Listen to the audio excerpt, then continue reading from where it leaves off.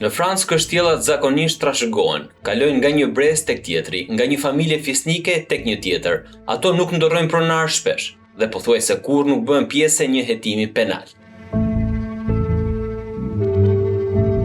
Me spyjeve të Uazit, vetëm pak më shumë se një orë larg Parisit, ngrihet kështjella Chateau d'Auteuil, një rezidencë që ka sfiduar kohën, 4 shekuj histori, aristokraci, trashëgimi. Muret e saj kanë parë mbretër, kont, luftra, revolucione. Kanë mbijetuar aty ku shumë perandori janë rrëzuar, por as historia e saj 4 shekullore nuk mund ta parashikonte ato që do të ndodhte në vitin 2026, sepse për herë të parë emri i kësaj kështjelle nuk do të përmendej në një libër historie, as në një letër arkitekture, por në një dosje shqiptare të prokurorisë kundër korrupsionit dhe krimit të organizuar. 2.612.200 euro. Kjo është shuma për të cilën sipas regjistrave publik francez, ushit kjo rezidencë historike në fund të vitit 2024, vetëm pak ditë më parë. SPAK do të njoftonte se gjatë hetimit të zhvilluar në Shqipëri dhe të shtrirë dhe në bashkëpunim me autoritetet franceze, ishte identifikuar një kështjellë në departamentin e Uazit me një vlerë prej 2.6 milion euro, për të cilin u kërkua sekuestrim si pjesë e procedimit penal ndaj biznesmenit Ermal Beqiri. SPAK nuk publikoi emrin e pronës. Megjithatë, vendodhja dhe vlera e përmendur në njoftim përputhen me transaksionin raportuar publikisht për kështjellën Chateau d'Auteuil. Këtu fillon historia, jo sepse është historia e një kështjelle, por sepse është historia e një hetimi shqiptar, që duke ndjekur gjurmët e një biznesmeni i cili është nën akuzë dhe gjurmët e fondeve publike, mbërriti deri tek muret e një rezidence aristokratike franceze. Njeriu që politikanët i besuan të dhënat digjitale të shtetit. Përpara se emri i tij të lidhej me një hetim penal, Ermal Beqiri ishte pjesë e një bote krejt tjetër, botës së teknologjisë. Në fillim të viteve 2000, Shqipëria sapo kishte nisur të ndërtonte infrastrukturën e saj digjitale. Institucionet shtetërore po hidhnin hapat e parë drejt informatizimit.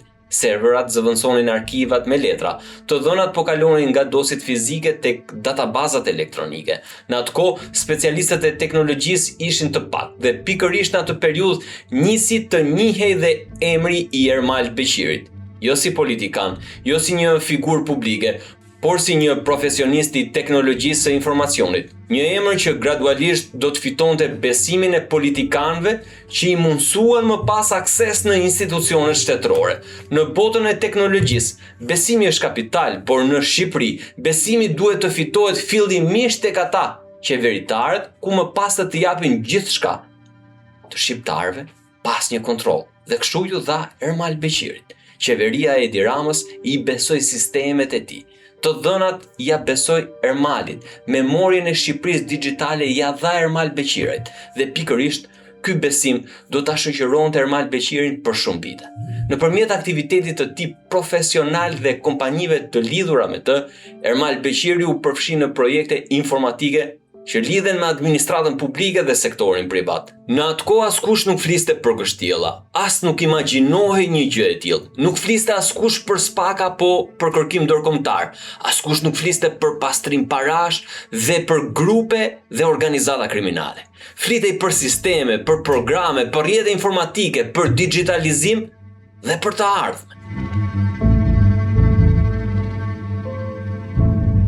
Jo çdo histori fillon në një dosje penale. Disa fillojnë shumë më herët, me ngjarje që në atë moment duken të shkëputura nga njëra tjetra, po kur i sheh vite më vonë, ato krijojnë një vi. Pikërisht kështu ndodhi dhe me Ermal Beqirin.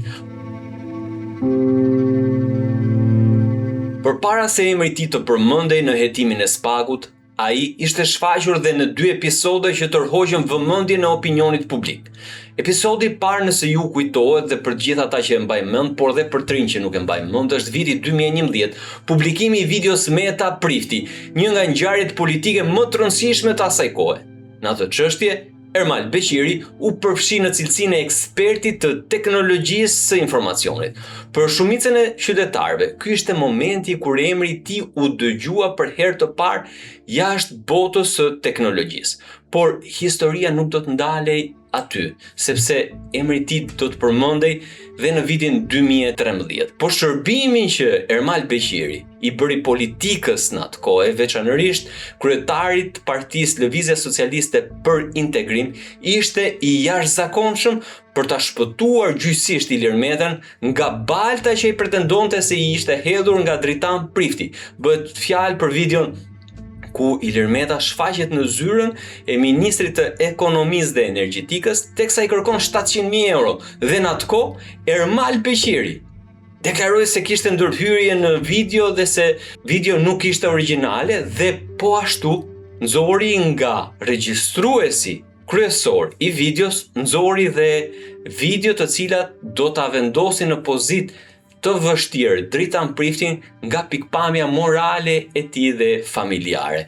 Ishte ky shërbim i domosdoshëm dhe i rëndësishëm që e ktheu Ermal Beqirin në një personazh që do t'i shërbente më pas politikës sërish në disa episode të tjera, por ne po flasim vetëm për ato episode të cilat janë bërë publike. Le të ndalemi tek episodi i dytë, i cili lidhet me vitin 2013.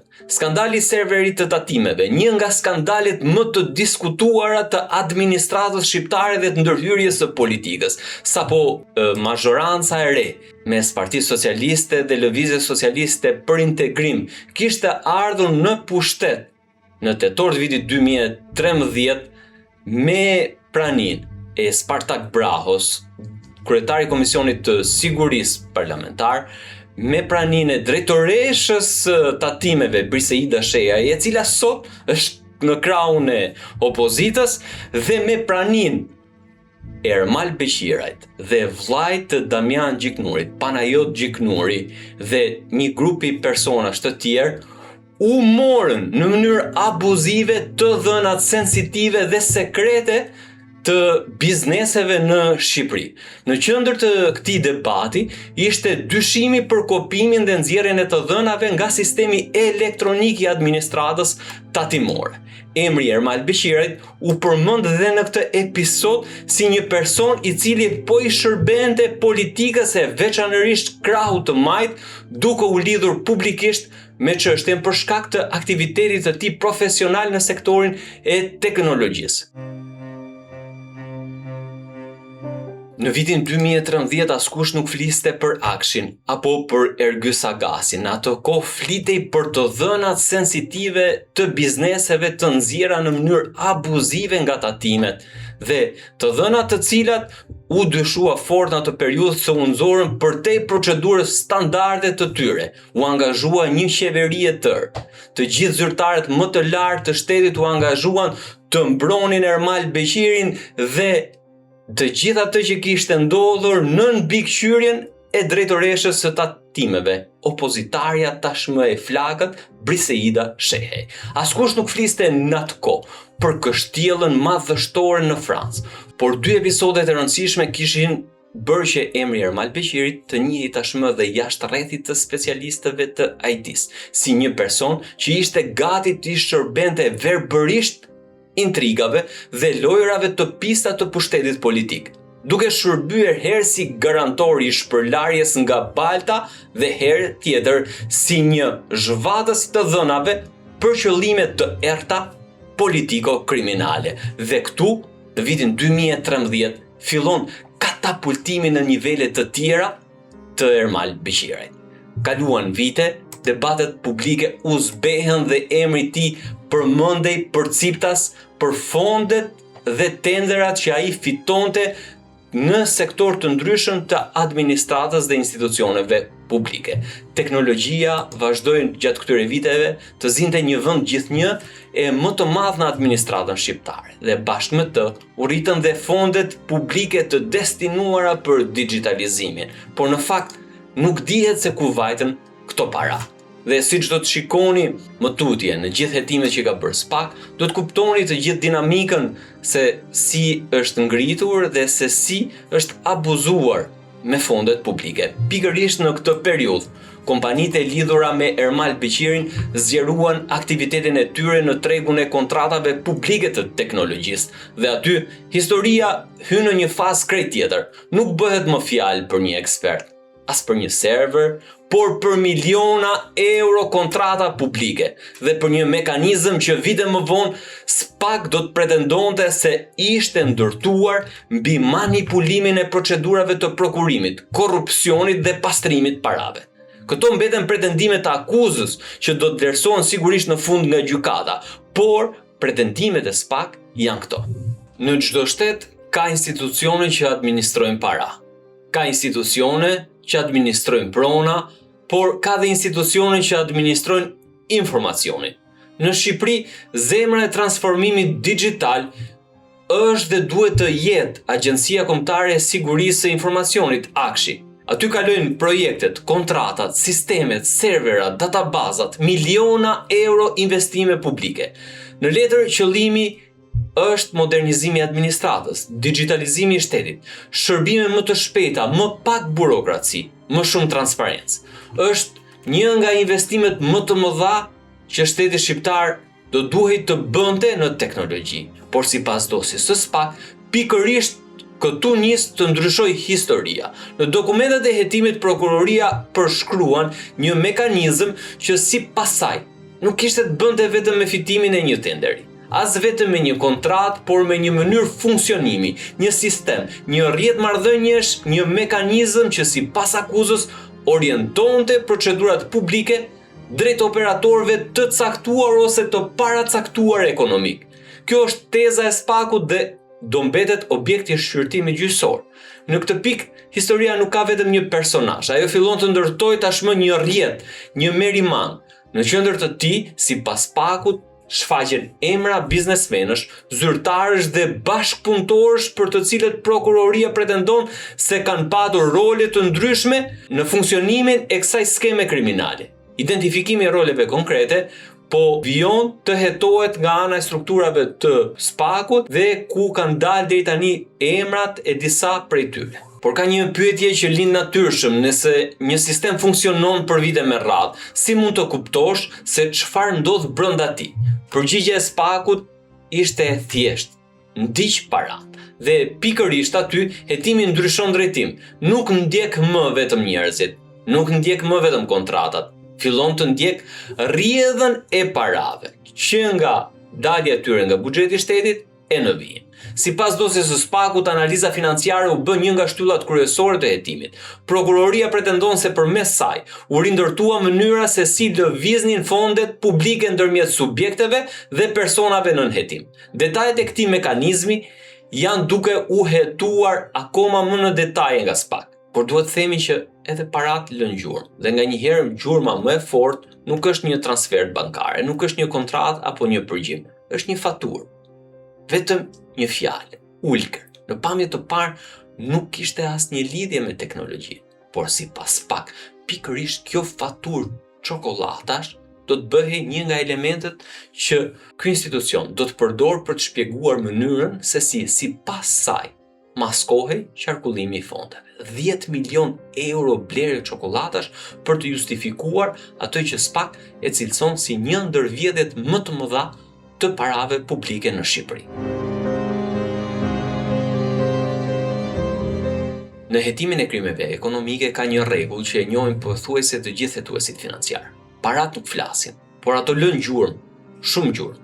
Problemi është se ndonjëherë këto gjurmë janë ndërtuar pikërisht për të humbur. Në pamje të parë janë vetëm fatura, firma, vula, vetëm TVSH, përshkrime mallesh, dokumente që duken krejt zakonshme, por sipas SPAK-ut pikërisht këtu evidentohet e gjithë historia. jo tek milionat, tek letrat. Në dosjen hetimore, prokuroria pretendon se një pjesë e qarkullimit të fondeve është e maskuar përmes faturimeve që ajo i konsideron fiktive.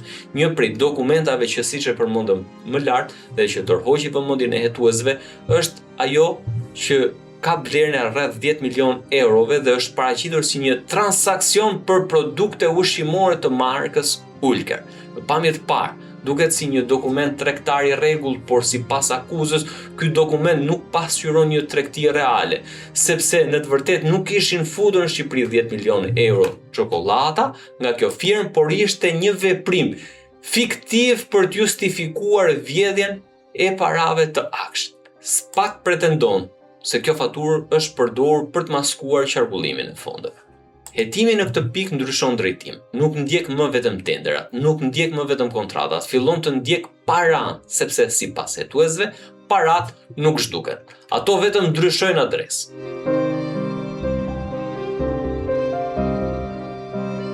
Por cila është rruga e paras? Në çdo hetim financiar ekziston një pyetje: ku shkuan parat? Sepse njerëzit mund të gënjejnë, dokumentat mund të falsifikohen, shoqëritë mund të ndryshojnë emër, por parat lën gjithmonë gjurmë. Dhe pikërisht këtë gjurmë, sipas SPAK-ut, nisën të rindërtonin historinë e këtij hetimi. Në fillim gjurmët ndodheshin në Shqipëri, në kontrata, tendera, apartamente, pagesa, kompani, vila, mjete luksoze dhe shumë shpejt ato filluan të dilin jashtë kufive. Dosjen hetimore, SPAK pretendon se analiza financiare nuk u ndal vetëm tek operatorët ekonomik që përfitonin kontratat. Hetuesit kërkuan të kuptonin se çfarë ndodhte pas pagesës, ku përfundonin fondet, si lëviznin, nëpërmjet kujt dhe me çfarë dokumentash justifikoheshin. Këto pyetje u bën boshti i hetimit financiar. Sipas SPAK-ut, ndjekja e këtyre transaksioneve çoi në identifikimin e një sër pasurish jashtë Shqipërisë. Llogari bankare, pasuritë paluajtshme, automjete dhe një pronë që binte menjëherë në sy, jo për madhësinë, por për historinë e saj. Një kështjell në departamentin e Uazit në Francë, vetëm pak më shumë se 1 orë larg Parisit. Për 4 shekuj, ajo kishte qenë simbol i një bote krejt tjetër, aristokracisë franceze. Por sipas njoftimit të SPAK-ut, pikërisht kjo pasuri u identifikua gjatë hetimit financiar dhe autoritetet shqiptare kërkuan sekuestrimin e saj në bashkëpunim me autoritetet franceze. Ky është momenti kur kjo histori ndryshon për herë të dytë. Në fillim hetimi kërkonte një njeri, pastaj ndoqi kontratat, më pas ndoqi parat dhe rruga e tyre përfundoi këtu. Në një rezidencë aristokratike me një histori 4 shekullore, ka një ironi të heshtur në këtë histori. Për më shumë se 400 vjet, këto mure kanë dëgjuar histori mbretërish, kontësh, familje shfisnike dhe në vitin 2026 u përmendën në një hetim shqiptar, jo për arkitekturën, por për vlerën e tyre ekonomike. Por kështjella nuk ishte fundi. Ajo ishte vetëm një tjetër gjurmë, sepse në atë moment SPAK nuk po kërkonte më vetëm pasuri, po kërkonte vetë njeriu. 24 korrik 2026.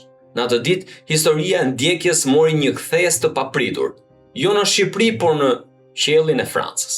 Dhe qielli nuk ishte rruga e arratisë. Ka njerëz që arratisen nga një vend me makinë, të tjerë me traget, me tren ose me avion. Por kjo histori nuk mbaron në një aeroport, në një aerodrom. Ajo mbaron në qiell. Dhe me 24 korrik 2026 në Francë, një avion i vogël hyn në një zonë ajrore të kufizuar mbi centralin bërthamor të Panlit, në departamentin e Seine-Maritime. Për autoritetet franceze, ky nuk është një incident i zakonshëm. Avioni detyrohet të ndryshojë itinerar dhe të ulet në aerodromin e Albert, në departamentin e Sommit.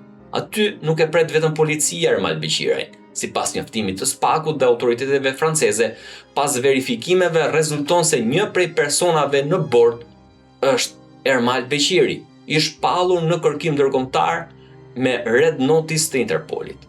Mbi bazën e masës së sigurisë, arrest me burg të caktuar nga gjykata e posaçme në Shqipëri. Por ky arrestim nuk filloi atë ditë. Kishte nisur një muaj më parë, me 19 qershor 2026, SPAK kontaktoi autoritetet franceze, pasi kishte informacion.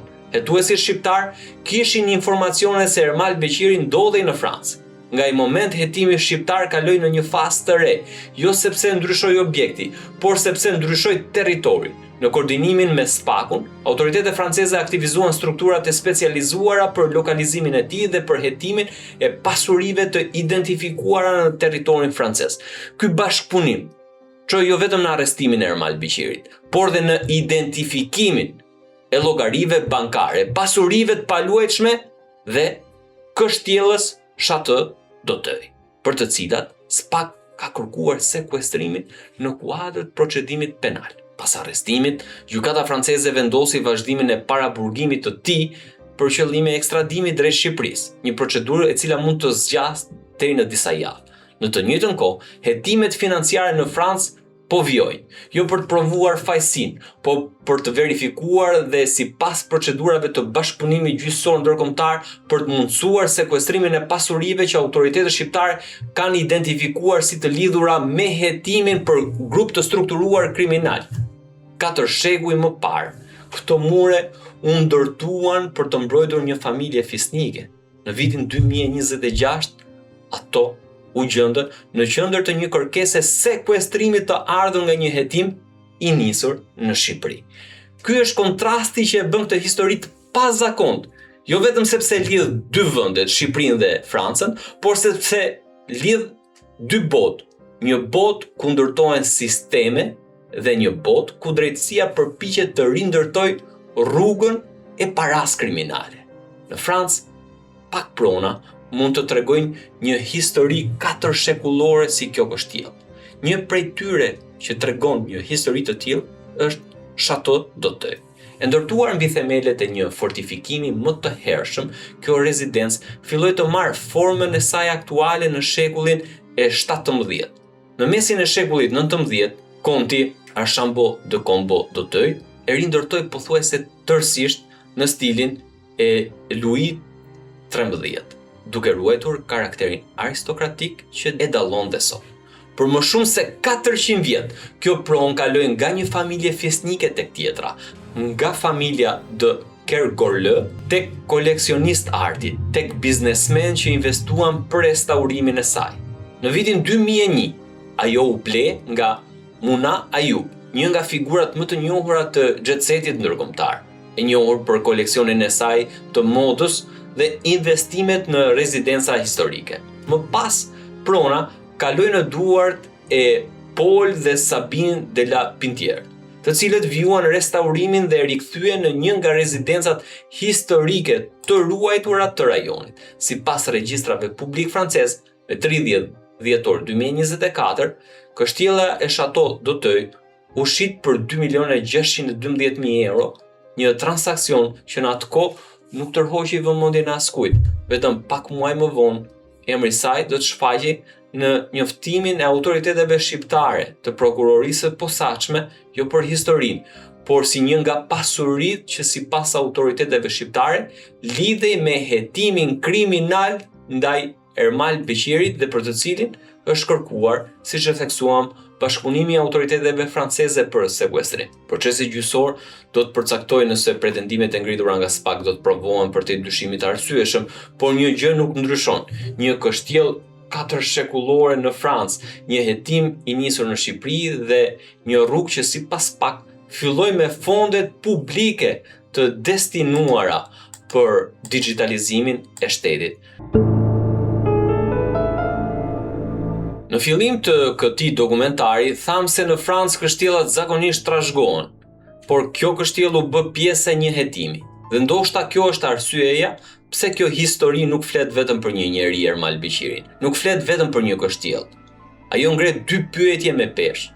Sa larg mund të çojë gjurma e paras dhe hetimit financiar? Si arriti një hetim për tenderat e teknologjisë në Shqipëri të çonte deri tek një kështjellë 4 shekullore në Francë, dhe shumë pikpyetje të tjera vjojnë të qëndrojnë në të gjithë hetimin financiar dhe penal që spaku po realizon gjatë këtyre muajve. Si është e mundur që drejtuesit e Akshit, biznesmen të lidhur me politikën, siç e përshkruam dhe tham që është Ermal Beqiri, si ish zyrtar dhe funksionar të shtetit tashmë të cilësuar nga ish zëvendës kryeministri i kohës, si koordinator të krimit organizuar, Ergys Agasi apo persona të tjerë, kanë ngritur një skemë mirëfilltazi të vjedhjes së parave publike. Si arritën këta persona të pasuroheshin në një mënyrë të paprecedent? Në kohën kur kryeministri Edi Rama fliste për digitalizimin e shërbimeve dhe për nevojën për të mos patur më punonjës fizik në sportelet e vendit, fondet për Akshin u 3 fishuan, u 5 fishuan, u 10 fishuan dhe çuditërisht këto para nuk përfunduan në një shërbim më të mirë ndaj qytetarëve. Përfunduan në llogaritë bankare, siç e thot SPAK, të Ermal Beqirajt, Ergys Agasit, Mirlinda Karçanajt në formën e korrupsionit dhe personave të tjerë të cilët përmenden në këtë dosje. Por Ergys Agasi dhe Ermal Beqiraj ishin 2 personat e rëndësishëm sipas SPAK në të gjithë këtë skemë. Dhe tashmë kanë kaluar nivelet e Shqipërisë. Janë duke investuar pa patur frikë askënd dhe në vendet e Europës. Paratë publike të taksapaguesve shqiptar, të cilët përballen me vështirësi të mëdha ekonomike, investohen në këto kështjella marramëndse dhe miliona dollarësh. E sigurisht kjo kështjellë kishte nevojë dhe për rikonstruksion, të paktën nga dhënat që janë zbuluar nga mediat, dhe mbetet për t'u zbuluar dhe një aspekt tjetër. Sa para janë investuar për rikonstruksionin dhe restaurimin e kësaj kështjelle nga dhjetori 2024 deri në qershor të vitit 2026. A ka para të tjera të fshehura të Ermal Beqirajt në Francë, Gjermani, Belgjik, Holland, po pasuritë e Ergys Agasit, përveç në Shqipëri ato të evidentuara? A janë ato të lidhura drejt për drejt me tenderat e Akshit? Shumë pyetje të tjera mbetet që SPAK t'u jap përgjigje gjatë një hetimi i cili ka goditur për herë të parë themelet e një skeme e cila cilësohej si e paprekshme dhe mirë strukturuar dhe ku do vazhdohej të vidhej pambarimisht dhe në vitet e tjera.